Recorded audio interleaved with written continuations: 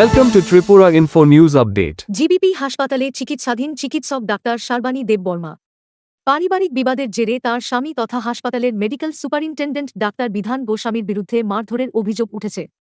তবে এখনও কোনো পুলিশ অভিযোগ দায়ের হয়নি। আসলে কালকে রাত্রিবেলায় তো 11:45-46 ওদের একটা প্রোগ্রাম ছিল ওদের বাইরে।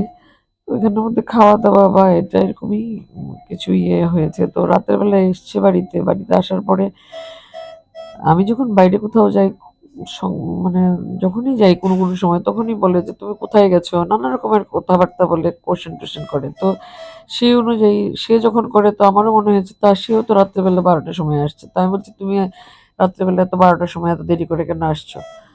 তো বলছে দরজাটা খুলো। আমি বলেছি কি দরজায় তো তালা লাগানো আছে। বলছে চাবিটা দাও। আমি বলছি আচ্ছা ঠিক আছে। তো আমি ভিতরে গেছি চাবিটা আনতে। বলছে চাবিটা আনতে যাব কি তার আগেই শুরু, মানে কি বলে এটাকে, ওই যে পাথর যে নিচের যে ইটগুলো আছে ওই ইটের দিয়ে শুরু, বাড়ি ঘর ভেঙে ফেলবে, জানলা ভেঙে ফেলবে, দরজা ভেঙে ফেলবে, হয়তো বা অ্যাটাক করার জন্যই হয়তো বা সবকিছু ভাঙ